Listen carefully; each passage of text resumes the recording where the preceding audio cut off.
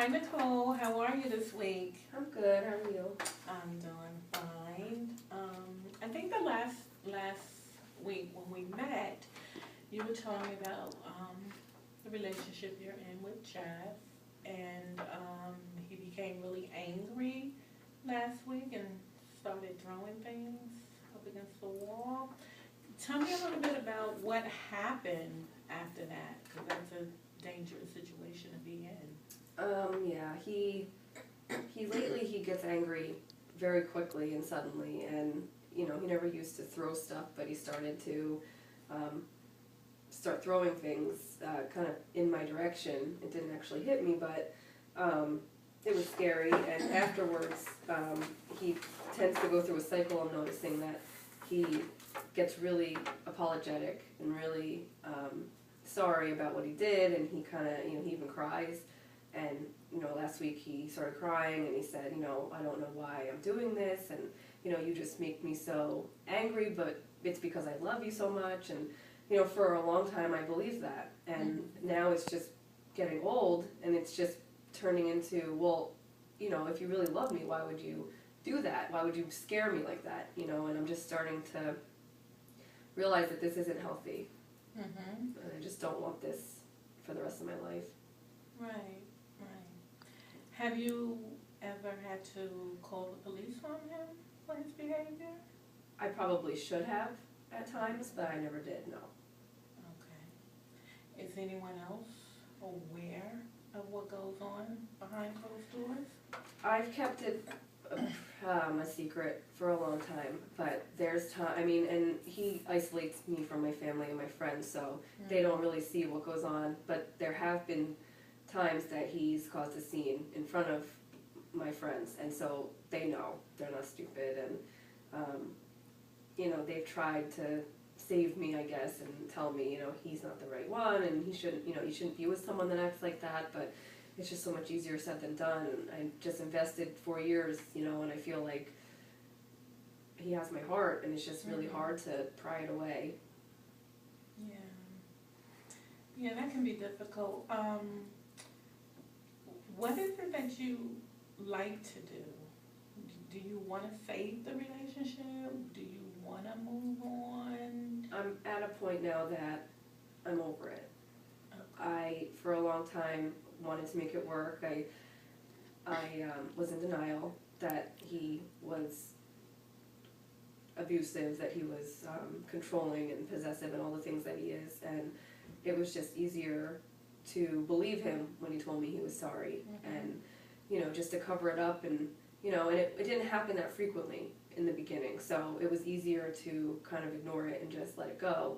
But now it's just a lot more frequently, and I think it's because he's sensing that I'm done, and I'm not really fighting for him as much as I was, and I'm kind of pulling away, and I'm distant, and I've even started talking to other people, and I think he just senses that, and I fear what he would do if he found out, and I fear what he would do if I left, so that's what's keeping me here now, is fear. Have you actually thought about an escape route? Yeah, I thought a lot about that.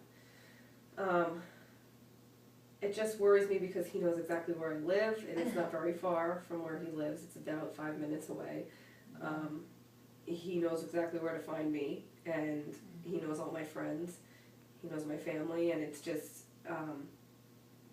seeing his behavior where he's so possessive and so, he has to get his way, that I don't know what extremes he'd go to get to me, and it's not that he'd have to even go that far, so I really just worry, that he's going to follow me.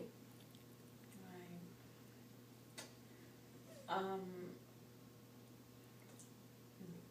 If you left, if and when you do decide to leave, do you have anywhere else that you can go besides your parents, the close friends that he knows about?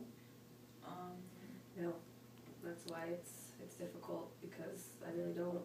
My close friends are all away at school, and I could go stay with my friend who's got a sorority house, you know, up in Montclair, but I just don't really want that lifestyle right now, and I don't really want to impose on anyone else either. Kind of feel like this is my problem, and I just want to deal with it head on.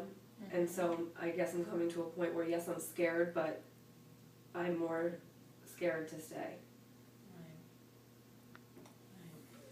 Right. So, if I understand you right,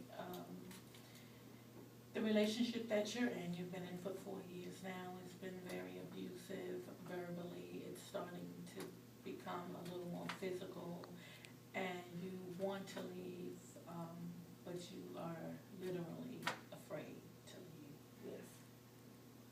And have you thought about going and talking to the police and just setting up the legal aspect of it first, getting a restraining order in place, talking to an officer, getting a restraining order put in place for your home, for your job, wherever you think he may show up? Have you thought about? Yeah, and I think that might just be what I have to do. I don't know I don't know if it's really gonna even stop him, but it's worth a shot, I guess, and to at least, you know, make the police aware, you know, that someone's potentially out to get me. I might have to, for my own safety and my family's safety. What about his family? Does he have any? He does. I get along well with his mom. His dad is a lot like him, so I can see where he gets, you know, and he still lives home, and I live with him and his family currently. So I see it daily that that he kind of is repeating that same pattern, and I notice that his father treats his mom pretty poorly and talks down to her, you know, and calls her names, and, you know, I notice that Jeff does that to me, and I just see a cycle, and I just don't want that for myself, and I see how lonely Joanne is, that's his mother's name, and, you know, I know that she's sad, but she doesn't talk about it, but I know that she's lonely, and I'm sure she wishes things were different. Yeah, I'm sure. Well, we went over a lot of information. We covered a lot of good information this week.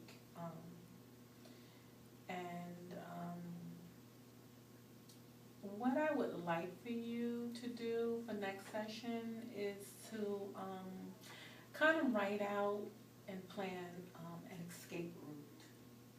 Put it down on paper, go over it, change some things if you have to, and bring it in, and we'll go over it and see what you come up with. Okay, thank you.